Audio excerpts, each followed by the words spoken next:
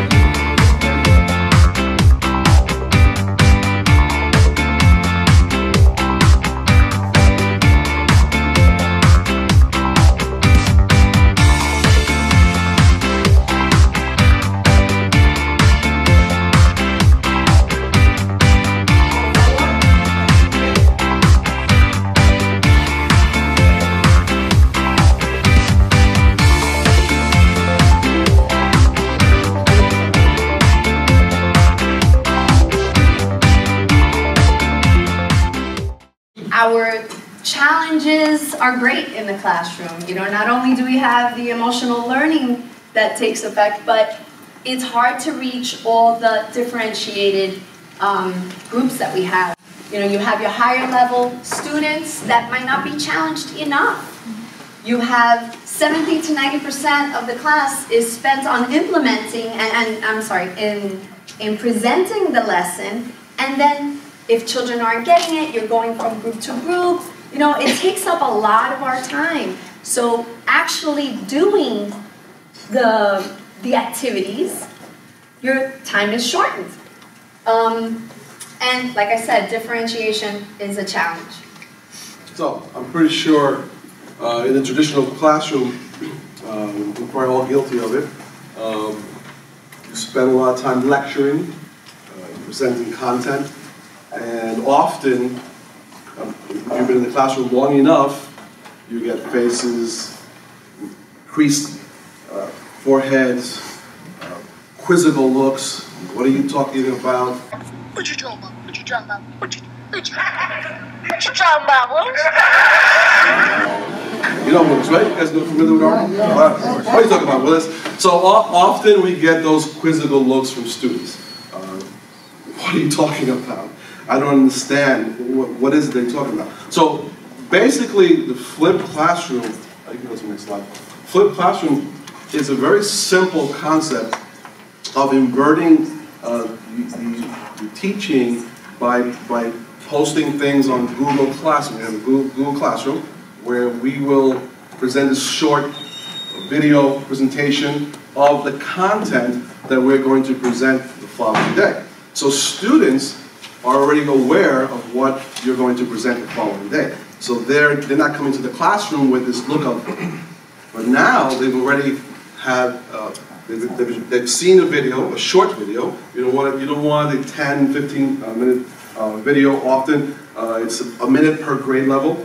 So you want a short video of what you're going to talk about. So the next day when you are teaching, present the concept, they already have an idea. So what's happening now? Whereas before you get this look of like, what? When you're talking about Willis, well now, what's happening? The students at home can stop the video. They can rewind it. They don't understand it, they can go back a few times and say, okay, now I get it. So the content is viewed before class. They come to the classroom excited, engaged. We've seen that. We've seen that when we first implemented it with the science curriculum. They would come the next day and just like, we're ready to engage in activities. So now it's inverse. Instead, now it's 10 to 30% of the classroom time is spent on the review of the content that they reviewed the day before, and 70 to 90% actually in hands-on activities. And there's more time for differentiation. I just want to say that because the children were excited that they were able to do a little bit of the learning, not book learning, but they were able to see it in a different way at home, when they're in their pajamas if they want to do it on their cell phone, if they wanted to do it on their laptop, if they wanted to do it, laying in bed while they actually were more comfortable learning that way in those 5-minute clips that after a few days of doing it, we noticed that they were just so much more excited. And we got right into the activities instead of having to repeat the vocabulary. And as I said, we're all ESL bilingual teachers, so they already had the academic language. They were able to start implementing it right away. It was great because if I had that year, I had a lot of children that were challenges with their language. They were newcomers. We have an array in our class. We'll have first year all the way to third year language speakers. So it really made a difference when we were able to put the videos in Spanish or in English, or the children can, if it's a YouTube, they can change the language or have the subtitle. It made them feel more confident the next day. So it's a very simple concept of flipping the classroom. It's elementary. So the way we began, we actually started, we got lab coats for, it was from our own interest in getting the kids excited. We got lab coats, we got little lab books, little colored dollar store. That was just our input. We had lab work on it, little labels, so the children felt like they were scientists when they were going to do this activity. And at that point, a lot of the newcomers had no idea how to get into Google Classroom, so we had to teach them the process of Google Classroom and how it connects to Edpuzzle, which we'll get to in a little bit with our other presenters. Edpuzzle connects with Google Classroom. It's a site where you can download a lot of videos of whatever topic you're working on, and they can access it very quickly on Google Classroom. The second portion that was that we wrote letters to the parents, especially the parents that couldn't attend the symposium. We were able to let them know what's going on, explain to them that we need their cooperation. It was actually a two-part. This was just an informational letter.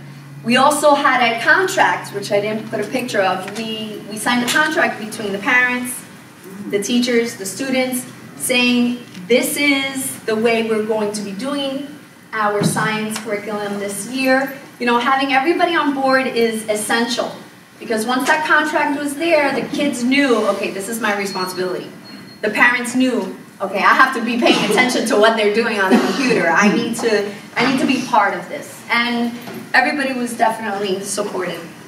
Sure, and the parents need to be aware if their students are spending a certain amount of time on the internet, that is because they're doing flipped classroom. So now, some questions that you might have, and which I initially had, well, what if they don't have access at home, internet access? Well, there are different ways to solve that. Each school can implement a time during the morning, or I imagine that everybody here has homeroom time with the students making breakfast. I mean, so videos are short, and if you have access to Chromebooks, as we do, I don't know if you do, they can view it during that time. Because the videos, again, are very short to watch. So you can implement it that way if there's no access at home. I tell my students, if you don't have access at home, excuse me, I'm a little bit under the weather, so that's one of if you don't have access at home, you know, library. We actually have open access with the computer teacher as well. So it's an extended day service that we have in our building. So we work with that teacher, and he allows us to have the children do it at that time. I know that some schools do morning computers. So there's always a way. It's only a 5-minute clip. The children are gaining the language that they need. They get that main idea. And then they're able to at least participate once the activity is there. They're not going to show up and be with a blank face, which is what you're talking about comes from. So the first portion, there were 3 phases to what we had discussed with the science supervisor. The first phase was to use microscopes. And within the microscopes, we were going to be teaching them, obviously, cells, cell parts, but we were also teaching them how to use a microscope, which at this level, in 5th grade, they don't really usually have that access. At least we don't. They get that in middle school. But we wanted to get them moving along towards middle school. Children were able to work together. At that point, we were in the same school, so it was nice. We had 2 groups going into each other's classes. There was more communication happening amongst the children. The second phase was mass, volume, and density, where the children were going to be working with volume and water and weights, and it was fantastic. It was a lot more, 6th grade level, but the kids loved it. What was nice was that not only were our classes joining, but we were actually involving other classes. So when children were hearing that we were doing flipped classroom, they were like, what are you doing? Why is everybody on the computer? What are you guys working on? So classrooms around us started wanting to come in and observe our lessons. And that's what you actually see on the bottom one. They're teaching the 3rd graders what their activity was. So there was a lot of collaboration amongst other classroom teachers, monolingual and other bilingual. And the last phase was the robotics, where children were exposed to, creating, but also following directions, again, using that language that we're trying to build so desperately. And I think that's it. Basically, this is how we implement it through science, but you can go across the board, any content level. We've actually expanded it to social studies and math, and it's very important.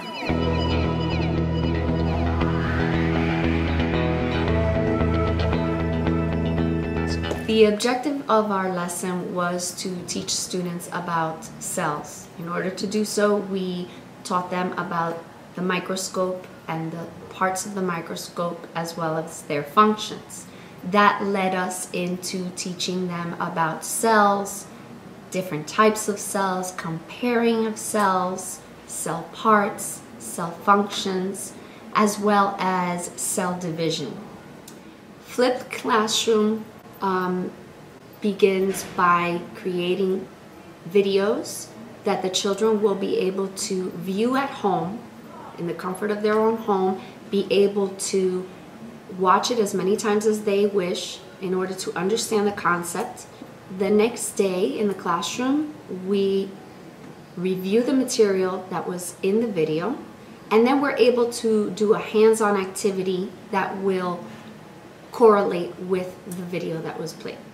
My students have loved this experience because they have been able to have a different aspect of, a teaching moment. It has a form of collaboration between parent, student, and school.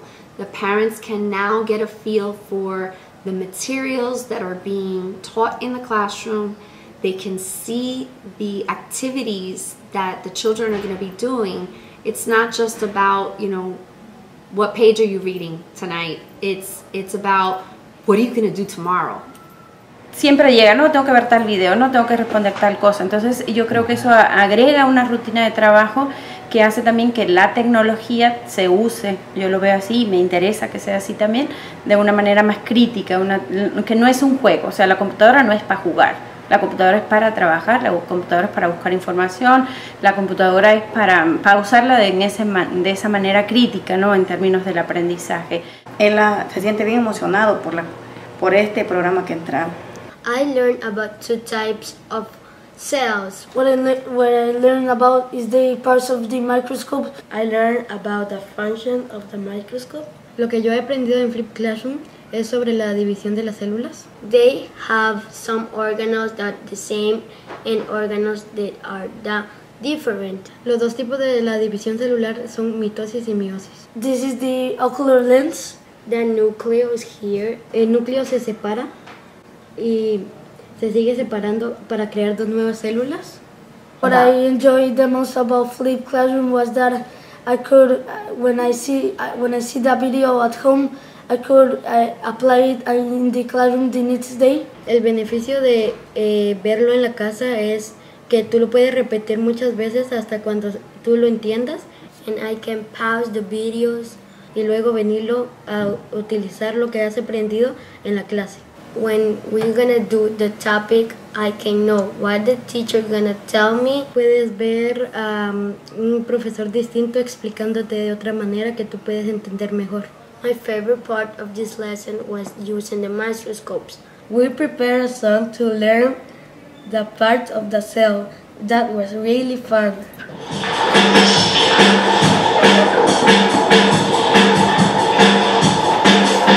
I was working in the lab late one night when my eyes beheld an eerie sight.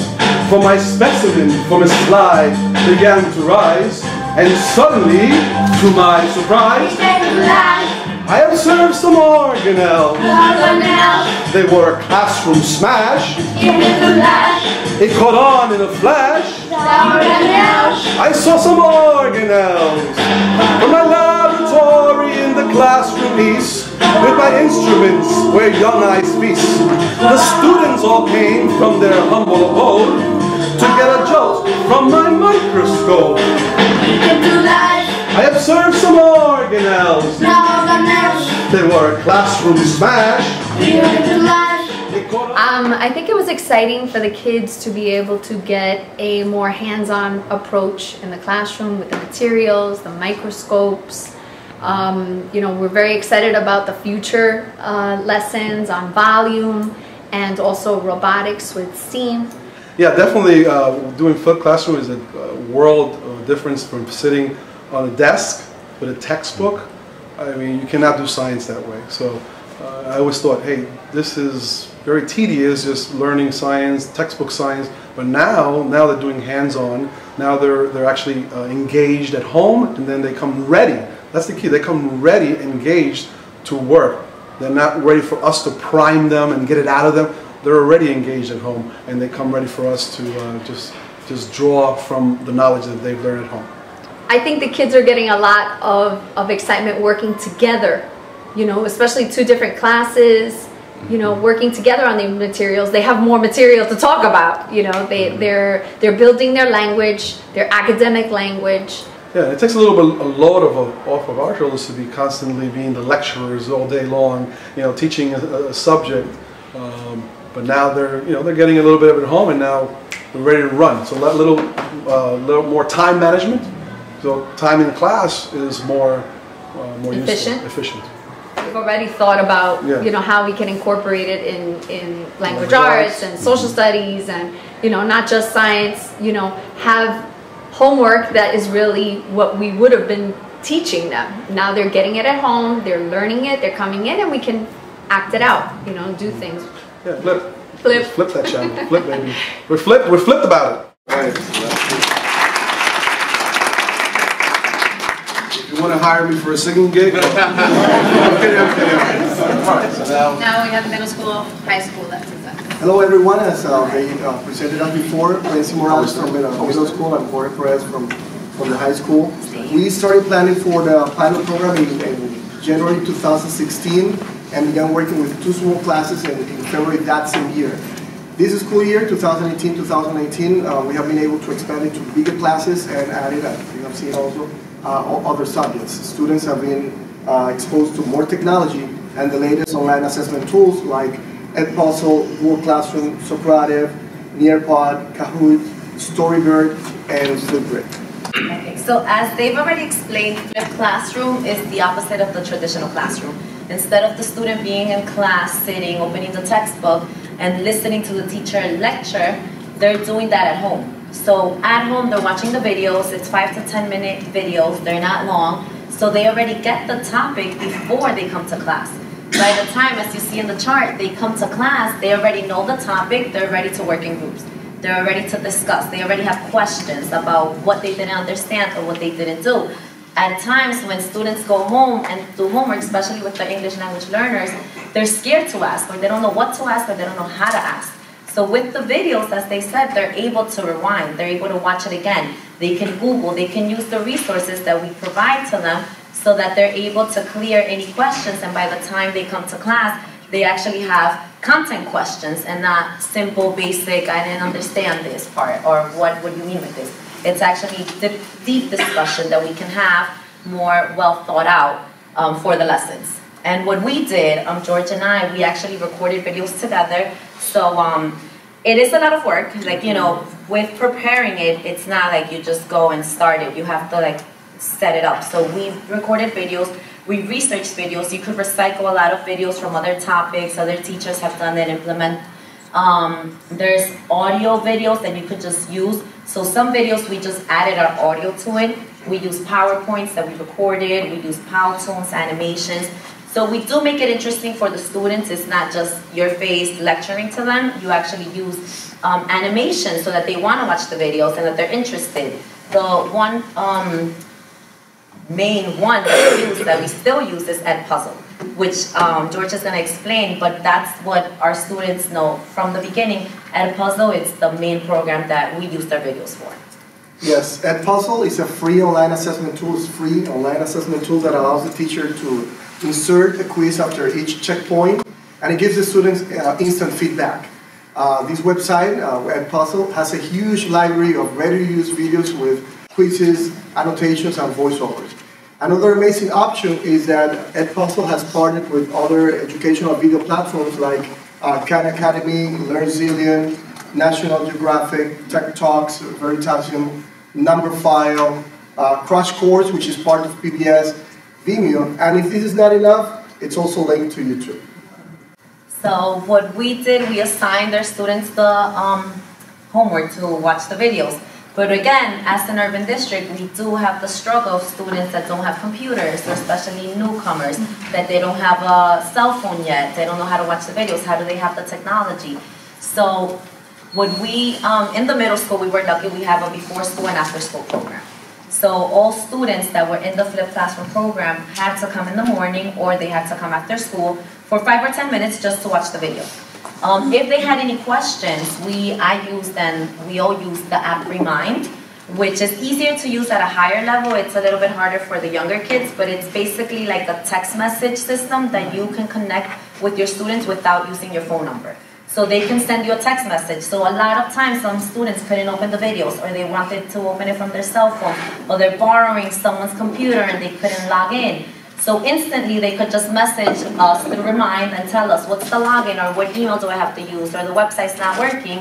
So any technology issues we were able to address prior to getting into the class. So Remind was a great way to communicate, and not only with the students, but also with the parents. Some parents had questions and they wanted to know, like, oh, what's this video about? Are they allowed to watch it? We posted some of our videos on YouTube, so it could be easier access also from a cell phone, because some applications that we were doing on the cell phone, you couldn't have it. You needed like a Chromebook or a desktop to open it. So the Remind was a great way, and the students, they loved it. They enjoyed it. They watched it from their booklets or any tablets that they had. They were able to just take all that they could from it. As you know, in traditional classes, if a student has difficulty understanding a concept in a lecture, he or she is forced to slow down the rest of the class by interrupting and asking for additional clarification, or simply do his or her best to keep up and ask for guidance at the end of the class. In contrast, in flipped classrooms, students can review and replay the part of the video they're having trouble with understanding as many times as they need. They're able to come to class. If they continue to have issues, they are able to come to class prepared with specific questions about specific concepts they have trouble understanding. With our students watching the videos, what a lot of them expressed to us and their feelings were, it's like they enjoyed the group work or even watching it together. Sometimes they wanted to watch it as a class. So it did happen where at times you wanted to start the project, but just a reminder, you could just watch the video one more time before we do it, or watch it again, or they could watch it together. In the middle school also, we have a lot of activities after school where they could join. And a lot of the teachers, when we started the classroom as a pilot, a lot of teachers were like, it's so much work, you have to do the videos, you have to record, it's extra time, which it is, but also you gotta think of the benefits afterwards. You're not assigning all this homework, like once the videos are done, you're not checking everything, you're in class working with them. You're spending the time correcting them, or if they don't understand anything. So what we also tried to do is we implemented to extracurricular activities. So in the environmental club, we have a lot of like cooking club or like basketball or sports. So the one program that I started Flip Classroom with was the environmental club, because a lot of the English language learners were coming from different countries that they're big with planting. They know about farming. They were interested. They wanted to continue that. So in our own backyard, we started to create a garden bed. And a lot of them were into construction. And all of a sudden, they're in class and they're interested. They want to do it. They want to learn. So they were able to watch the videos prior to coming to the club. They were learning how to plant, what's compost, what's the seedlings.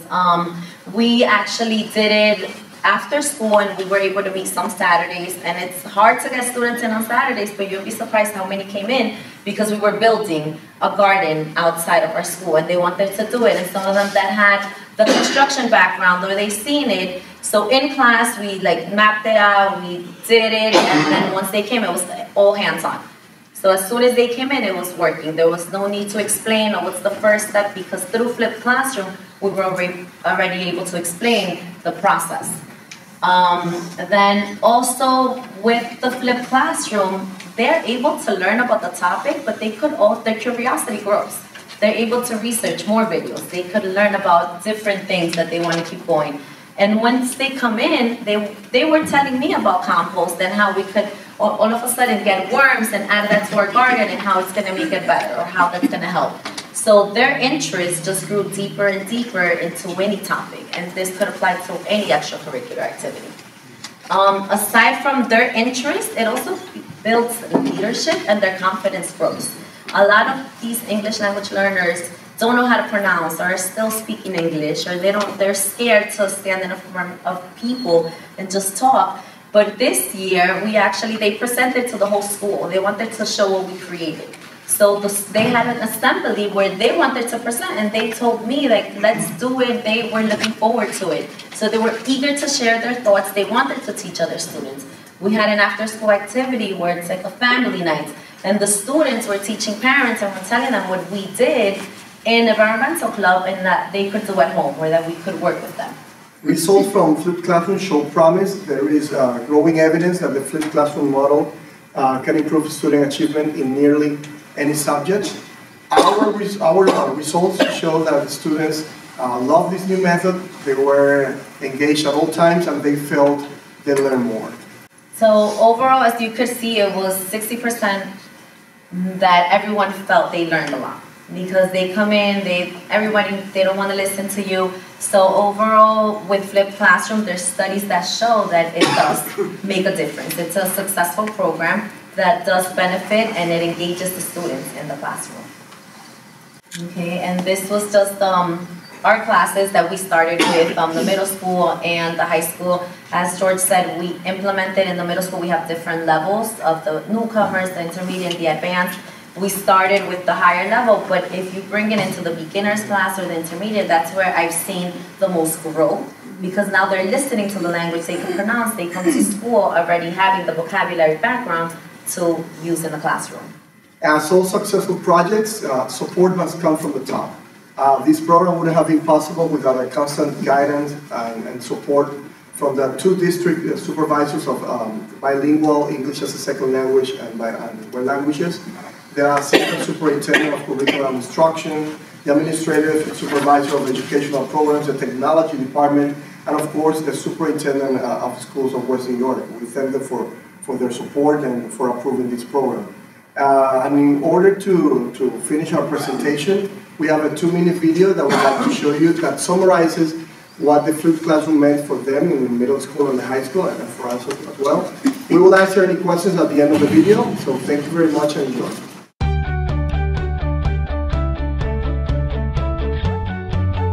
With a flipped classroom, I feel I have a lot more control when I get to do my work. I have a lot more time. I have a lot more time to get it all done, and also it's easier to learn the material with the notes online. And to do the work in class. The flipped classroom is a flipped version of the traditional classroom because we receive instructions through videos at home. And in class, we discuss things we learn from watching the video. When I am at home, I can pause the lesson and I can always review the video and view it again and again until I understand it. Flipped classroom is a new learning style where I can take the learning into my own hands. I enjoy the lessons and I understand everything. I feel that I can learn at my own pace because no one is rushing or going too slow, and I do not have any distractions or any other students interrupting. We can watch the lessons from anywhere. During study hall. From the couch. Even from my bed. With my iPhone. With my smartphone or my tablet. In El Pozo, we take a quiz after each checkpoint. Oh, you can skip the video. Instead of having the teacher talking for a long time, we watch the lesson the afternoon or the evening before. The teacher does a quick review and we get to work immediately. We definitely have more time to work. We use many online and mobile apps like at Pozo. Nearpod. Sakai. Google Classroom. Storybird. Kahoot, my favorite. The flipped classroom is interactive. Online. Collaboration. Teamwork. It's fun. It's the future. The future is now.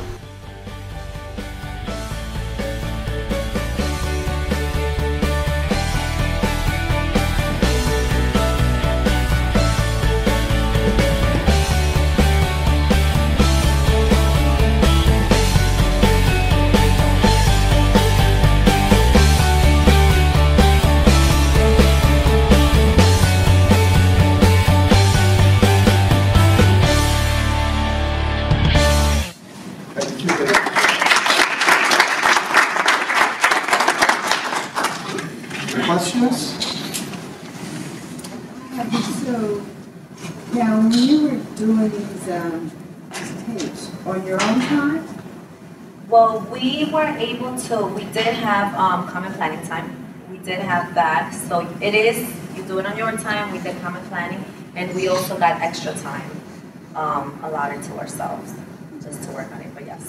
And if I can add to that, you don't have to create your own videos. Right. I personally have not created we have not. Edpuzzle has a plethora of choices. Anything you want. Any topic that, as you can see, he had posted, you know, what was that slide? Can you show that?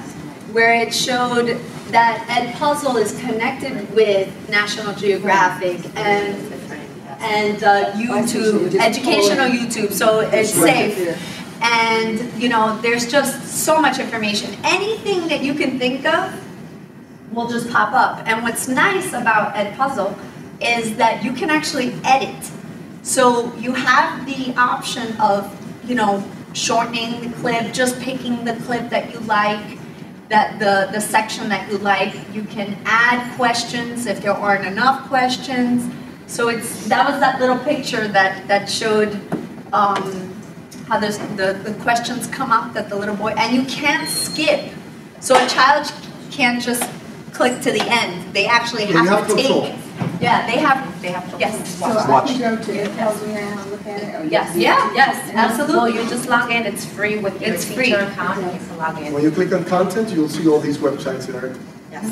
Or create your own. Yes, and we didn't go crazy. We created maybe like 2 or 3 in the beginning, but I feel also with the SEL, it's nice for the students to see you or like, you know, or hear you. So sometimes at first they were shocked. They're like, that's your voice in the video. So, you know, if you don't have to do a lot. You just do 1 or 2 or 3, but it's just for the students to know that you're there. It's not just a random, you know, video here and there, but N-Puzzle definitely would be the best. Because it hasn't gotten to that point with us, but we found that it's nice for them to get another presenter to speak. You know, sometimes kids tend to hear you and they're like, wah, wah, wah, you know, like Snoopy's teacher. You don't hear anymore, but when it's someone else. I don't know about you, they like to hear me. When it's someone else, can you tell who the joker is?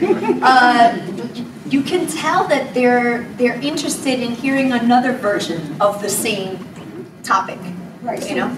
So there were students with English as a second language. All of them. Right. Yeah. So was it in English or in Spanish? Both. Well, wherever the You language can do both. We actually. Okay, and then then the children come to class and you discuss it in English? We teach bilingual. Okay. So we're ESL and bilingual certified. So in our class we might have children who are Arabic. You know, we might have children who are Indian. You know, they're whoever it is that's an ESL student would come to our 5th grade class. But full day, we have our multi-level Spanish speakers. So you have new entrants all the way to almost exiting, you know, bridging. So the student that's Arabic, what do you do? So that would be the well, for the middle school, high school, we have the ESL period, which is English only, and that's when we have the Arabic, the, you know, Asians or any other language that's only English. The bilingual would be the English-Spanish, and that's how we. That's in the middle school, high school. Okay. We do not have that. See, so that's why they started with them, but with ours, they had to tweak it a little bit. You know, it doesn't work that way. We have them all in our language arts class. And so during that time, you know, we specifically we have our differentiated groups. So an Arabic student or an Indian student, obviously we're not going to speak Spanish to them. They would be, which is really nice about this, because now with the headphones, they can listen to it all in English. We can meet as a group, you know, guided reading or whatever the topic is, and we can focus on that. Then with the Spanish group, we would have to differentiate, and they can listen to their video in Spanish. We can discuss it with them in Spanish, away from the English speakers. So with these programs, is there a capability to put it in Arabic?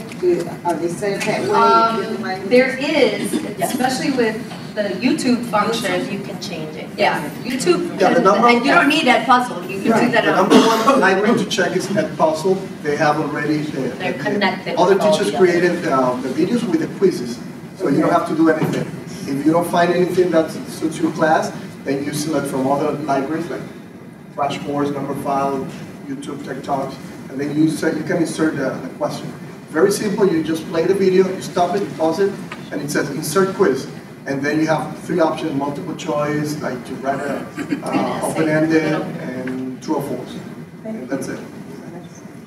As board members, when it comes to policy, regulation of the videos, what would we have to put in place to make sure that the content of the videos is appropriate? Well, he would be able to tell you, Lorenzo. But before he speaks, N-Puzzle is a safe, it's an educational site. You're not going to get anything crazy in there. All of the sites that are up there, you probably have heard of Khan Academy. Yes. That's also, you know, very safe. So anything that's on N-Puzzle in particular sifts out. So we should just do like a policy saying these are the places you can get videos from? I mean, that's Yes, what we did. in the case of YouTube in our district, there's a policy, the technology department has created something that teachers Like a need firewall? to approve. Yeah, like a firewall inside YouTube, that we need to approve the videos as teachers, so we're responsible for that. So sure that we saw the video before, so making sure that we saw the video before showing it to students. Do you want to add anything to that? Right. So the way we work it is our tech team is top notch, and they have an entire system that. No, I'm going good. So they have an entire system that basically allows YouTube, right? And there's a lot of crazy content on YouTube, right? But there are videos that are rated, for schools, safe for education, and those get pushed. Thing is, it's YouTube, right? 1 million videos every day. That's never gonna be 100% perfect. So in the event that you guys have a video that's not allowed in our YouTube apps, because you have to log in with our, you have to validate your credentials, we can get those approved and pushed through. So for the most part, it's pretty good. It's all in our IT department. Our IT department really does the best they can to make sure that is safe. So, how about policies though? Yes. First, thank you. Wonderful presentation. As a teacher, very proud. Key point, when I'm training Jersey City teachers in World Language Department and explain the teachers, create your own video. For example, daily routine. And ask somebody who record me, and I put two videos. One I call Motivate Video, is Liz Moreno doing the daily routine at home, and the students start speaking in elementary, because high school is easy sometimes to engage, but not elementary school. You see Miss Moreno on the video? You see how look like her car? You see she taking a professional video. Now the student engage with the conversation. Then and put the second video. That means I teach during my professional development, you can create your own video. How you, for example, I interview somebody what is important math if you want to be in a science major, and I interview someone who say this part of the math you will be using if you want to be a computer engineer. And just only 1-2 minute video, and they say, oh, you see, he's working in Jersey City, or he is a police officer, and they engage. When I explain the member of the community, 1 minute clip of police officer, lawyer, and everything, and they say, oh, I saw the person this morning. This is the person who is in this specific area, and I always engage my teacher. Go to the top corner of the store, record the neighborhood, and they identify with themselves. Because you can lack of, I record lack of motivation to watch the video at some point. At the beginning, they will be excited, but at some point, they will be lack of motivation to play the video. This means you need to engage them in different perceptions. Very wonderful presentation. Thank you. Thank you. More questions?